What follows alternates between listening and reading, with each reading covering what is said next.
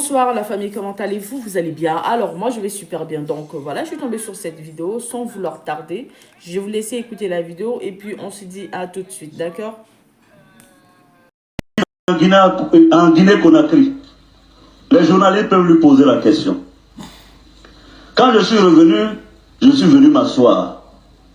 J'ai dit à Ousmane Ben Laden en Tchimbara, je lui ai dit, Ousmane, lève-toi, appelle Vecho, va lui dire de mettre immédiatement en place nos dispositifs. Il faut qu'on sorte d'ici parce qu'on veut nous tuer. Ousmane est là, posez-lui la question. Ousmane a fait un signe à Vecho. Ils sont allés parler. Et moi, je faisais semblant, je continuais à causer à Essam Boukari. Quand Vecho est sorti, Ousmane est venu s'asseoir à côté de moi et dit oui, j'ai fait la commission. J'ai dit bon, ok. À un moment donné, je me lève et dis, Sam, j'ai quelque chose de très important à te dire. Viens, on va parler à deux. On s'est mis d'un côté, je lui ai dit, mais Sam, ça va? Il m'a dit oui, oui. J'ai dit, bon, écoute, j'ai un cadeau pour toi. Donc, tout à l'heure, quand on va finir là, hein, je vais te dire c'est quoi le cadeau, mais c'est très très important pour toi. Je lui racontais ça pour pouvoir gagner du temps, le temps que Vecho soit prêt dehors. Oui.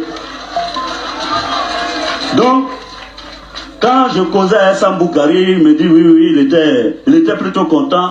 On est revenu, Paul Kwame, écris-moi en PV. Écris-moi, peut-être sur Facebook, Osmo de Boudjou, tu m'écris en PV ici. Assis. Après, j'ai dit à Essam Boukari, ah, j'ai envie d'aller aux toilettes. Il me dit ok. Je sors, je dis Ousmane, accompagne-moi. Quand nous on est sorti, Vecho avait déjà mis tout le dispositif en place, on a démarré en trompe. On partait sûrement. À un moment donné, je parlais dans le véhicule. Je crois que Jean-Baptiste était là-bas ce jour-là. JB, tu étais avec moi dans le cortège. On partait en trompe. À un moment donné, je vois des véhicules qui nous dépassent.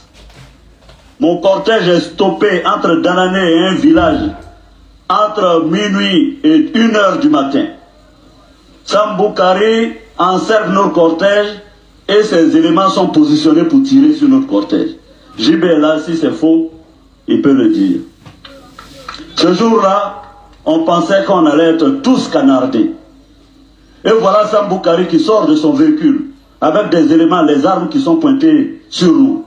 Je sors de mon véhicule. Je m'approche de Sam Boukari. Je le colle. Comme ça, je me suis dit, bon, s'ils veulent tirer sur nous, au moins nous deux, on va mourir en même temps. Par la balle qui va me toucher, va le toucher aussi. Je lui dis, mais Sam, qu'est-ce qu'il y a? Il me dit, non, mais comment on est en train de causer et moi je me lève comme ça, je m'en vais sans lui dire. Il dit, mais Sam, je t'ai dit que j'ai un gros cadeau pour toi. Mais c'est ce que je m'avais réglé, je fais une course rapidement et puis je reviens. Il dit, non, non, non, non, non, je veux les armes. Parce qu'on m'a appelé pour dire que tu as des armes. Entre-temps, les éléments de Sam Boukari tiraient sur les éléments de shérif à Danané. Sam Boukari a pris son téléphone. J'ai dit, bon, qui t'a dit que j'ai ces armes? Il m'a donné le nom de la personne que je ne donnerai pas aujourd'hui. Ma seule chance a été que quand il a pris son touraya, il a appelé, la personne n'a pas décroché. J'ai dit, bon, tu vois, Sam, je t'ai dit, si tu as besoin de moi, tu me dis, mais tu ne viens pas t'arrêter devant moi pour dire que quelqu'un t'a dit qu'il... Sam, je t'ai dit, si tu as besoin de moi, tu me dis. Sam, je t'ai dit, si tu as besoin de moi, tu me dis.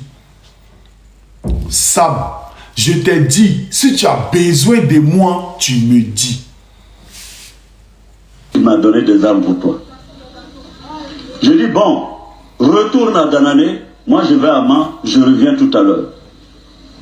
Voilà comment Sam Boukari s'est calmé, il s'est retiré avec ses éléments. Nous on est allé à Man. Quand je suis arrivé à Man, Vecho m'a dit, patron, ne reste pas ici à Man parce que je connais ces gens-là, ils vont venir nous attaquer. Continue sur Boaké. Moi, Vecho, je reste ici à Man. Et je lui ai laissé la cargaison. Voilà comment Vecho est parti soutenir Shérif, Los, avec le capitaine Soulé. Et ils ont repoussé les Libériens où Sam Boukari a trouvé la mort. Voilà. Donc le chef des Libériens, là, c'était Sam Boukari. le Sierra-Léonais. Le chef des libérés, c'était Sambou Kari, le Sierra-Léonais. Il dit quoi? Chérubin, reprends juste un peu, s'il te plaît. À la vidéo est longue, ici dans les premiers les joueurs. Voilà. Si vous voulez qu'il réjoue, mettez en commentaire, oui, il y a les joueurs. Vous voyez, affaire de Bobo Koala, vous avez menti ici que c'est Babo qui a fait rentrer Bobo Koala en Côte d'Ivoire. Mais bizarrement, l'entreprise qui a fait rentrer Bobo Koala en Côte d'Ivoire, là, l'entreprise là, ben c'est Trafigura. Et devinez subitement où est Trafigura actuellement en Côte d'Ivoire. Trafigura, qu'est-ce que Trafigura fait en Côte d'Ivoire actuellement? Trafigura a acheté Petrosi. Ouattara a donné Petrosi à Trafigura. C'est-à-dire, nous, notre Petrosi, là, ce qui nous appartient, nous les Ivoiriens, Ouattara a privatisé ça. Il a donné ça à Trafigura. Près de 37 stations, il a donné à Trafigura. C'est-à-dire, les gens sont venus verser des déchets toxiques là. Il les a donné, trucs là, l'année passée, en 2024. Il les a donné tout. C'est-à-dire, les gens sont venus nous tuer. Hein. Lui, il leur donne quelque chose, il leur donne notre truc là. C'est-à-dire, c'est Trafigura qui s'occupe de ça. Une équipe qui est venue, comment dire, entreprise qui est venue nous tuer. C'est à eux, Ouattara, remet nos trucs. Il va vous montrer ici. Là, il y a d'autres qui ont dit qu'il parle dans le vide. Il vient jouer la vidéo, mais il va vous montrer quelque chose ici. Parce qu'au-delà, il vient parler des trucs. Il va vous montrer. Il va vous montrer un truc ici, vite fait. Voilà, vous allez voir. Allez sur Google. Allez sur Google. Vous allez voir beaucoup de choses. Voilà. On va voir quelque chose. Voilà. Vous pouvez lire moi. On dit une vérité toxique à propos de Trafigura, du Bobo Koala et du déversement des déchets toxiques en Côte d'Ivoire. Vous voyez ça? J'espère que vous voyez bien. Attendez, il est bien agrandi encore. Vous voyez? Une vérité toxique à propos de Trafigura, du Bobo Koala et du déversement des déchets toxiques en Côte d'Ivoire. Trafigura, on va voir maintenant ici. Voilà, Jeune Afrique a publié. Côte d'Ivoire, la cession du réseau de Petrosi à Puma Énergie. Puma Énergie officialisée. Le chef de l'État ivoirien Alassane Ouattara a autorisé le 28 février en Conseil des ministres la cession des activités du réseau de 37 stations-service de la compagnie publique. C'est-à-dire que c'est public. Comment dire, Petrosi là, c'est pour nous, c'est public. De la compagnie publique Petrosi à Puma Énergie Côte d'Ivoire, propriété du trader pétrolier Trafigura. Voilà. Voilà, Trafigura. 37 stations à Puma Énergie, propriété de Trafigura. Aujourd'hui, vous voyez le bateau qui est venu. Dieu est en train de les confondre. Nachirou, tu me demandes, il rentre quand? Le jour ta maman va venir en Bengue là, il est rentré. Tu me dis, et puis il rentre. Bah, bien là. Donc, vous avez vu, tout ça c'est des mensonges. Et même, oh, il y a une vidéo ici. Vous savez qu'est-ce que c'est là pour ça? Attendez, il va revenir à la vidéo de Soro, mais il doit vous jouer une vidéo ici, vite fait. Voilà. Ceux qui ont un deuxième téléphone, vous avez un ordinateur. Allez sur Google, allez sur Facebook. Il dit sur Facebook encore. Allez sur YouTube.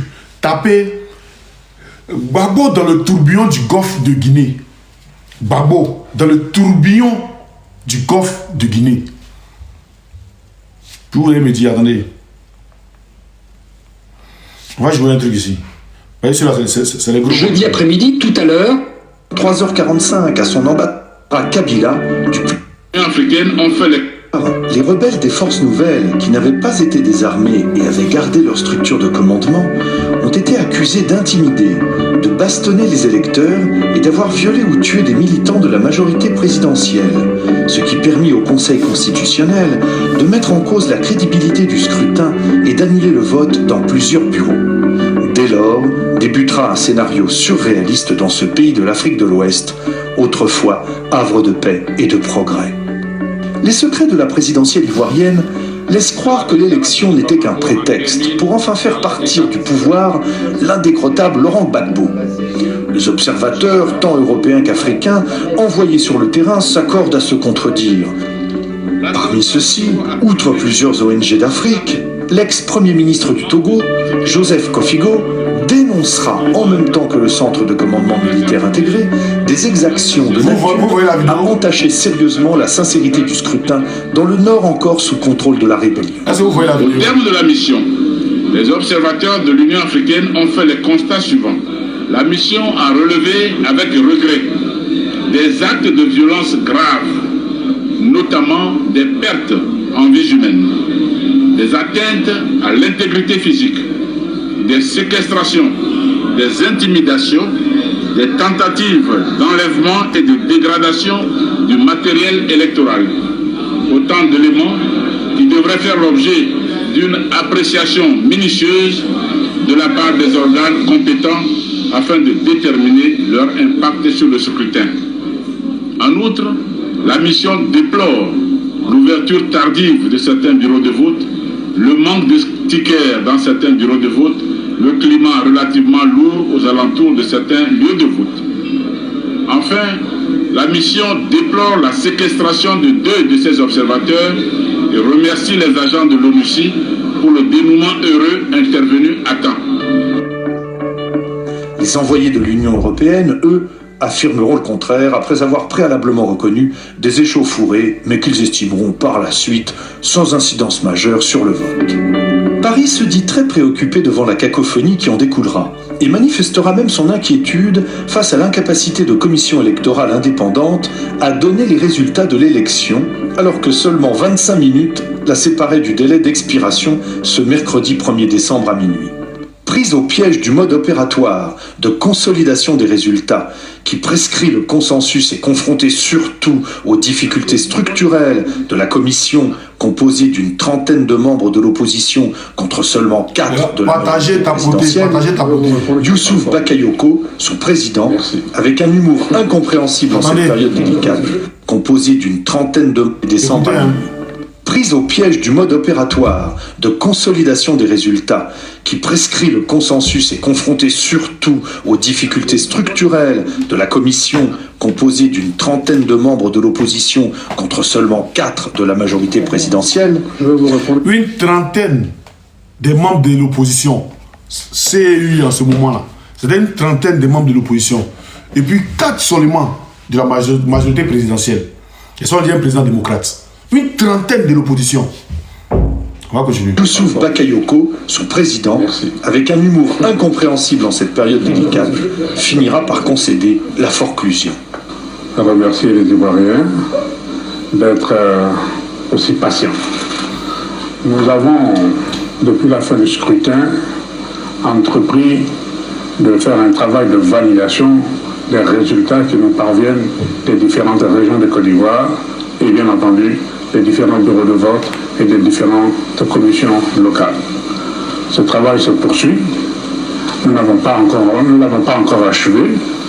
Quand nous serons prêts, nous nous tournerons vers la télévision pour vous communiquer les résultats de nos délibérations à l'ensemble de la population. Je veux donc leur demander d'être patients, d'être compréhensifs et puis de nous laisser le temps de travailler en toute sérénité. Il s'agit de problèmes d'une grande importance. Il n'est pas encore minuit, donc nous continuons de travailler. Il n'est pas encore minuit. Nous poursuivons notre travail. Cela signifie que nous n'avons communiqué, à l'heure où je vous parle, aucun résultat. Nous n'avons rien dit à qui que ce soit parce que nous n'avons pas achevé notre travail.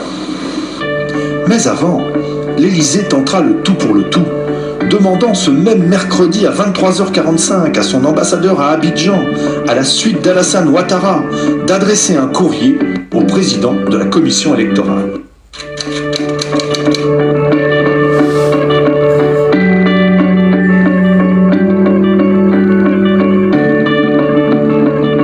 Monsieur le Président, il nous revient de façon récurrente que le candidat de la majorité présidentielle vous a adressé une requête aux fins d'invalidation de scrutin dans certaines régions du Nord. Là, partagez le live, vous. On a silencié partage depuis là. Partagez le live. Si vous êtes fatigué, on coupe, on revient demain, c'est pas mieux. Partagez le live là.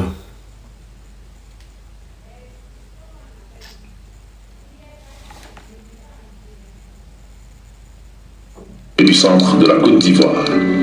Or, au regard de la loi, il n'est pas de vos attributions d'invalider le scrutin. Autrement, nous vous aurions saisi en invalidation du scrutin dans les régions de l'Agnébi, du Haut-Sassandra, du Moyen-Komoé, du Fromager, de la Mahaoué, des 18 montagnes, du Moyen-Cavali, des lagunes, pour le motif ci-après.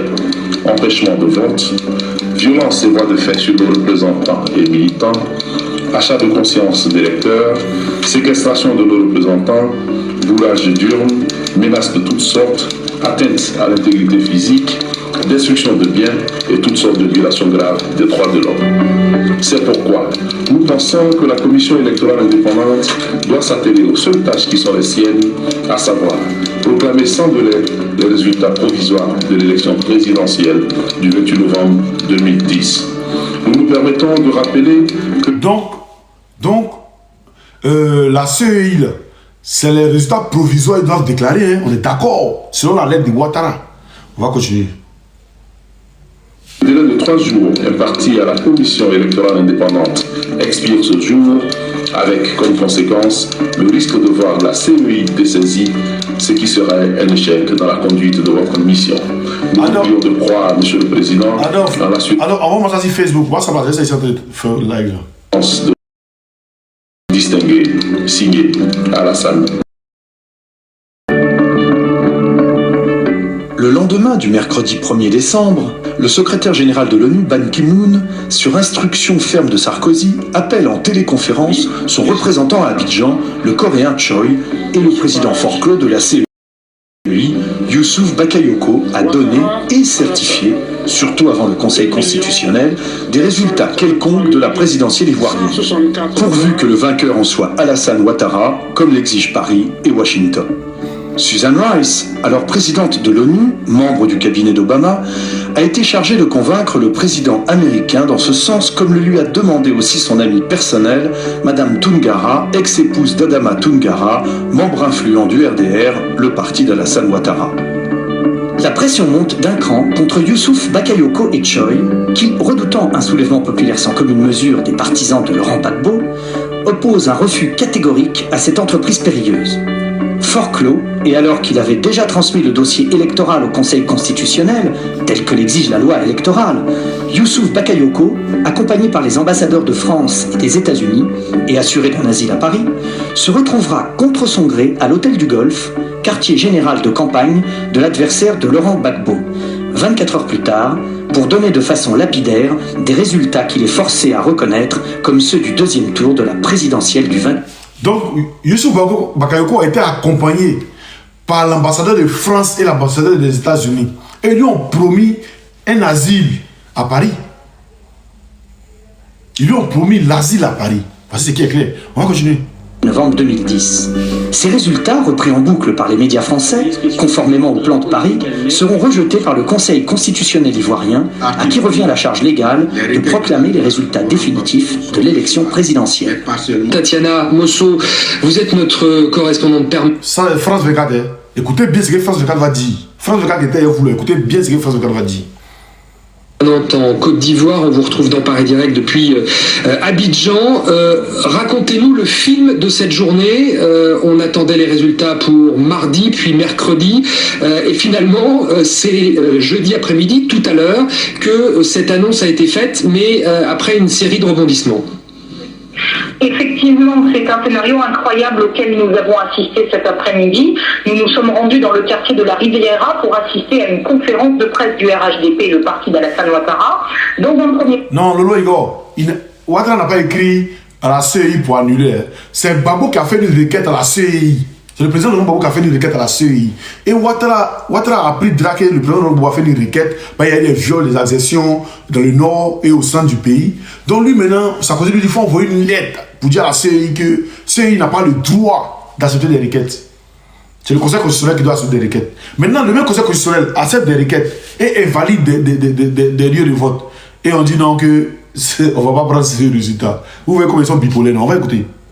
cette conférence a été repoussée, puis alors que nous étions plus que quelques journalistes, nous avons été invités dans la salle de presse. Youssouf Bakayoko, le président de la CEI, est arrivé, sans préambule, escorté par 2 militaires. Dans une brève élocution, il a détaillé les résultats de l'élection présidentielle en donnant Alassane Ouattara, candidat du RHDP, comme gagnant du scrutin, avec 54,10% des suffrages, contre 45,9% pour Laurent Gbagbo.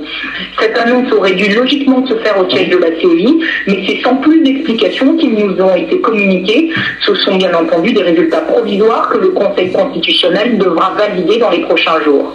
Alors vous parlez... Ce sont des résultats provisoires que le Conseil constitutionnel devrait valider dans les prochains jours. Des résultats provisoires que le Conseil constitutionnel devrait valider dans les prochains jours. Voilà. Du Conseil constitutionnel. Écoutons maintenant le président de ce Conseil constitutionnel qui s'exprimait justement à propos de ces résultats. Le Conseil constitutionnel, qui est chargé de donner les résultats définitifs, va faire son travail et la lumière sera faite sur l'élection. On ne peut pas éternellement rester dans les blocages et la CEI a été incapable de donner des résultats provisoires. C'est pour ça que nous en appelons à la sérénité de tous pour que le Conseil fasse son travail dans le calme et la tranquillité. Alors la sérénité de tous. Voilà, c'est ce que je voulais vous présenter. Donc c'était des résultats provisoires. Mais quand lui là, ils ont annoncé, là, ils ont dit, Youssouf Bakayoko a parlé net là. Mais on a vu dans la rue ici que Ouattara a gagné, on va courir. Pourtant le Conseil constitutionnel n'a même pas continué les trucs. Les chaînes de médias, Ouattara était le président le plus élu de la Côte d'Ivoire, élu. Pourtant le Conseil constitutionnel n'avait rien dit en ce moment. Voilà, le Conseil constitutionnel n'avait rien dit en ce moment. Attendez, il y a d'autres qui m'ont envoyé une vidéo là. Ceux qui m'ont envoyé l'invitation, envoyez l'invitation. Envoyez vite fait.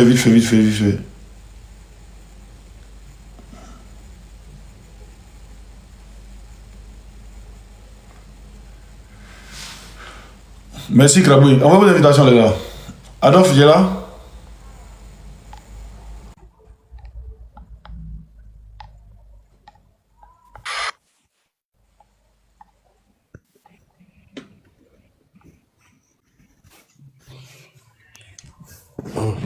Ouais, bonjour Simon, bonjour. Oh, Simon, votre candidat, hein, depuis écrit en commentaire, tu fais comme si tu ne vois pas.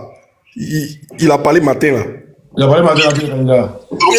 Il n'a pas vu. Envoyez la vidéo. Il faut mettre la vidéo moment. Il a parlé, il s'est présenté. Il est candidat, hein. Il est candidat. Même pas se plaquer même.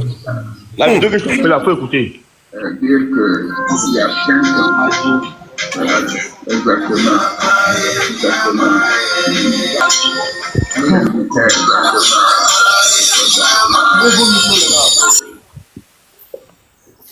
Les gars, fermez vos micros. Bien d'où ferme ton micro, s'il te plaît. Il était de mon intention de ne plus être candidat parce que j'estimais qu'il fallait passer la main à une nouvelle génération. Aujourd'hui, je peux vous dire que j'ai bien fait d'accepter la proposition de mon parti. À la date d'aujourd'hui, je n'ai pas encore pris de décision, mais je peux aussi vous rassurer que je suis en pleine santé et désireux.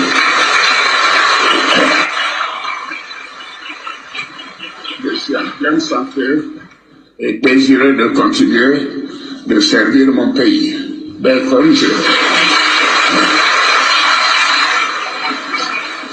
mais comme je l'ai également dit, mon parti dispose d'au moins une demi-douzaine de candidats qui sont dans cette salle. Mais je voudrais encore une fois vous rassurer et rassurer l'ensemble de la communauté que cette élection qui aura lieu le 25 octobre sera paisible, démocratique et transparente. Monsieur le doyen du corps diplomatique, mesdames et messieurs les membres du corps diplomatique, je ne saurais clore mon propos sans évoquer devant vous le contexte international marqué par des crises sur le continent africain et dans le monde et toutes les conséquences désastreuses sur la vie humaine qu'elles causent, les déplacements de personnes, qu'elles engendrent et les violences graves des droits de l'homme qu'elles provoquent, pour ne citer que cela. Et cela fait mal au cœur. Je crois que c'est quelque chose que nous, Africains, nous estimons inacceptable. En tout cas, Ivoiriens, nous sommes meurtris par le sort des populations de certains pays quant à la situation actuelle des pays en question. J'en appelle donc à la pleine responsabilité de la communauté internationale et les acteurs impliqués à tout mettre en œuvre pour résoudre ces crises par le dialogue, comme vous l'avez dit, Monseigneur, et la négociation, comme le proclame d'ailleurs le préambule de la Charte des Nations Unies. Nous considérons inacceptables les difficultés et les meurtres que nous voyons un peu partout, que ce soit sur le continent africain, que ce soit donc au Moyen-Orient ou que ce soit en Ukraine. Je souhaite donc que cette année 2025... C'est où il a dit qu'il y a candidat? Oxymore, mais tu n'entends pas ce qu'il a dit là. Tu n'as pas entendu. Non, il n'a pas dit ça. Il n'a pas dit, mais il faut comprendre le message. On va réécouter encore. On va réécouter. Arrêtez ça là. Il dit son parti le propose. Écoute. Et qu'il est en bonne santé, mais il ne s'est pas encore prononcé. Il a dit ça, il ne s'est pas encore prononcé. Il ne peut pas répondre à son parti. Son parti lui demande de rester. Les ministres, quoi. Il va se présenter. Il ne s'est pas encore prononcé jusqu'à ce jour. Mais il y a une demi-douzaine qui est encore là. Ah, les gars, vous aussi. Il y a des problèmes. Il y a des demi-douzaine là. Attends, donc toi tu connais ça. Je voudrais dire qu'il y a 5 ans, exactement en 2020, j'indiquais au corps diplomatique qu'il était... Alors la famille, j'espère que la vidéo vous a plu. Alors n'hésitez pas de vous abonner. Cliquez sur la cloche de notification pour ne rien rater, d'accord? Et commentez, likez. Invitez vos amis, d'accord, s'ils aiment le béret, bien sûr. Et voilà, n'hésitez pas aussi de soutenir la chaîne via les stickers et tout, d'accord? Donc sur ce, je vous dis à tout de suite pour une prochaine vidéo, d'accord? Allez, ciao!